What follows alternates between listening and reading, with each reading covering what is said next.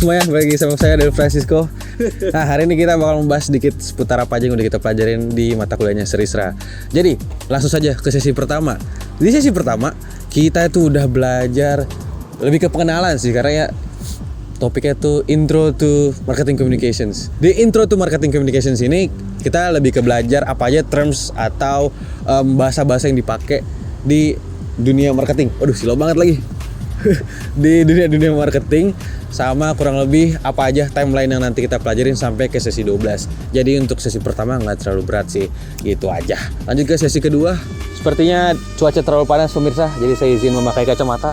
Waduh, ada pesawat terbang. Nah, di sesi kedua ini kita lebih mendalami seputar teori-teori yang ada di marketing communications. Kayak contohnya ada Schramm's model sama ada the hierarchy of communications effect. Nah, strategi sama planning di marketing ini juga ngejelasin gimana new media ini sudah mulai menguasai pasar-pasar di era digital. Dan di situ juga ngejelasin, di sesi kedua juga fokus ngejelasin plus poinnya sama minus poinnya, terutama buat keefektivitasan marketing atau memasarkan sebuah produk gitu. Nah, untuk sesi ketiga kita pindah tempat dulu karena di sini ada yang main pesawat. Jadi sesi ketiga ini Serisra membahas pentingnya menyusun strategi dalam berbisnis yang efektif. Kayak contohnya ada metode push and pull methods yang ternyata banyak digunakan sama brand-brand terkenal. Dengan pembawaan yang asik dan fun, menurut saya Serisra berhasil membuat topik di sesi ketiga ini yang tadinya menurut saya berat, tapi menjadi lebih ringan dan mudah dicerna menurut saya. Nggak tahu deh teman-teman kelas saya gitu. Nah, di sesi keempat ini kali ini beneran nih kita ganti tempat. Yuk kita pindah dulu yuk. Let's go.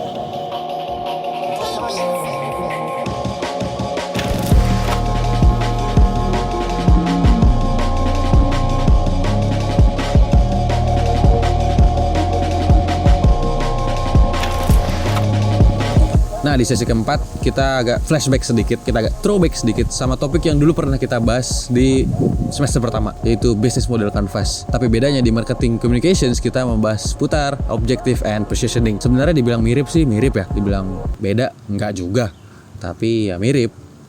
Tapi intinya adalah di sini kita belajar cara menilai sebuah keefektivitasan sebuah metode marketing. Ya, apakah metode itu sangat efektif untuk suatu brand atau tidak? Kayak contohnya ada metode SMART. Metode SMART itu kalau dipakai sama brand tertentu itu cocok atau enggak? Atau gimana caranya mereka menggunakan metode SMART untuk brand mereka, tapi hasil akhirnya apakah efektif untuk penjualan mereka atau tidak? Gitu. Panas ya? Baik lagi ya. Di sesi kelima ini adalah sesi yang menurut gue paling menarik. Soalnya kita ngomongin consumer behavior. Nah, kenapa sangat menarik? Karena waktu itu gue sempat ngobrol sama Sir Franz kan tuh. Kita ngobrol sama Sir Isra kan, membahas seputar consumer behavior untuk akun TikTok gue sama teman-teman gue, yaitu Demam Prangs. Jadi di situ Sir Isra ngejelasin kenapa consumer behavior gue yang ada di akun Demam Prangs sama consumer behavior yang lain agak berbeda. Ternyata di situ ada kultural sama apalagi dong? Sosial. Jadi di situ ada faktor kultural sama sosial. Kayak contohnya kenapa kultural sama sosial itu sangat berdampak. Misalkan Demam Prangs itu atau gue bikin konten seputar cita-citaan. Kalau misalkan audience segmented gue itu di daerah Jakarta Timur, mungkin akan berbeda bahasanya kalau digunakan di audience segmented sekitar daerah Jakarta Selatan. Karena kultural di Jakarta Selatan sama Jakarta Timur juga berbeda kan. Kayak sosialnya juga sangat amat berbeda, Jakarta Timur dan Jakarta Selatan. Gitu. Jadi untuk consumer behavior juga ngaruh kenapa behavior mereka tuh bisa ngaruh ke penonton apa sih? Gimana caranya behavior mereka di Jakarta Timur atau Jakarta Selatan bisa ngaruh ke konten-konten yang Demam Prangs produce. Itu contohnya. Gitu sih consumer behavior.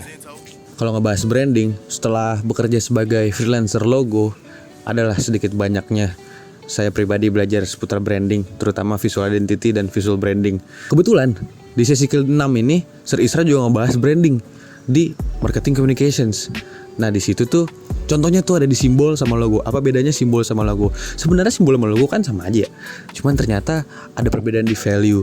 Kayak yang satu mungkin logo bisa jadi belum established, atau logo bisa jadi logo tuh bukan simbol dan bisa jadi simbol itu bukan logo. Bingung gak lo? Dan juga ada co-branding. Di situ juga kita dijelasin co-branding itu simpelnya kayak kolaborasi antar brand aja sih, demi menguntungkan kedua belah pihak untuk seputar marketing atau marketing sebuah produk mereka berdua gitu. Jadi branding setelah consumer behavior, kita belajar branding juga sangat amat gokil. Lanjut ke sesi ke-7 kali ya. Let's go. Nah, waktu itu gue juga ingat di pelajaran Serisra di Markom, kita disuruh presentasi ngebahas seputar satu brand elektronik, dan waktu itu gue sama kelompok gue milih Asus. Nah, di situ kita membahas seputar 4Ps, dan sedikit yang gue tahu, ternyata 4Ps itu ada di pelajaran sesi ke-7 atau ada di marketing mix. Nah, jadi 4Ps itu ngebahas metode.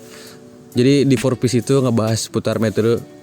Nah, jadi simpelnya tuh 4Ps itu adalah metode marketing yang bisa digunain juga. Kayak tadi ada SMART objective atau metode SMART. Nah, kalau ini bedanya bedanya kalau ini adalah metode 4Ps atau price, place, product, sama position. Itulah pokoknya.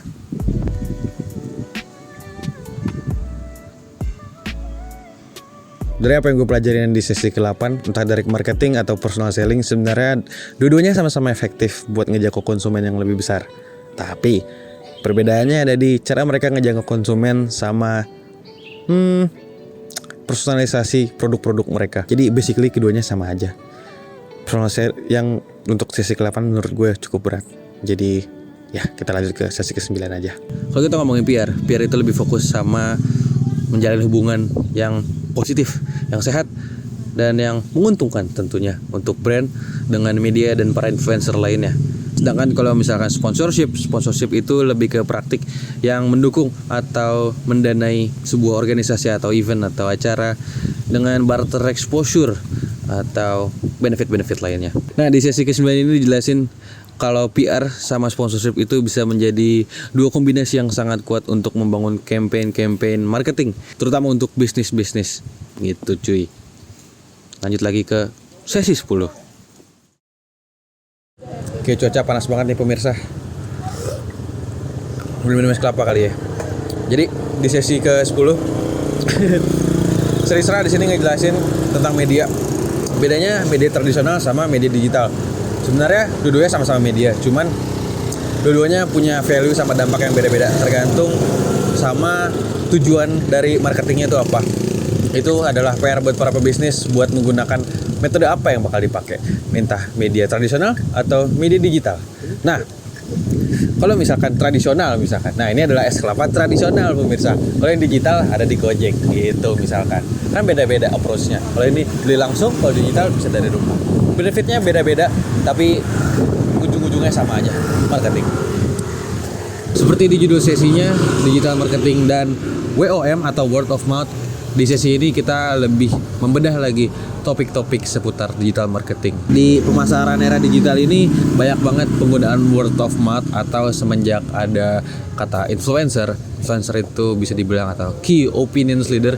Jadi pemasaran yang menggunakan let's say pendapat-pendapat orang-orang tertentu yang bisa menginfluence banyak orang. Last but not least ada IMC atau Integrated Marketing Communications. Yes. IMC itu apa sih kak? IMC gimana sih kak konsepnya? Jadi kurang lebih IMC itu adalah gabungan media komunikasi yang udah ditentuin. Jadi gimana caranya kalau misalkan semua komunikasi yang udah ditentuin itu tuh selaras sama target yang udah ditentuin. Artinya apa sih kak? Artinya adalah pesan-pesan yang udah ditentukan itu semuanya selaras atau konsisten dengan media satu dan lainnya. Gitu guys, kurang lebih IMC. Jadi untuk penutupan, ada motor. Jadi untuk penutupan sesi 12 ini kurang lebih menjadi sesi terakhir dan sekaligus menjadi penutupan untuk video ini juga. Jadi terima kasih semuanya yang sudah menonton, terutama Serisra. Thank you sir. I'm glad that we meet in this semester karena saya belajar banyak tentang marketing. Karena jujur marketing itu susah ya. Karena saya belajar marketing sendiri juga nggak bisa. Tapi gara-gara sir, menurut saya dapat banyak banget pelajaran yang nanti bisa saya terapkan, terutama di akun sosial media saya untuk marketing next project saya. Jadi at least saya dapat reference baru lah. Jadi thank you sir for everything that you've done, especially for me and my classmates. So hope all the best for you sir and keep doing the good work. So yeah, sampai ketemu lagi sir dan semuanya yang menonton. I'm Leonard Francisco, stay classy, bye bye.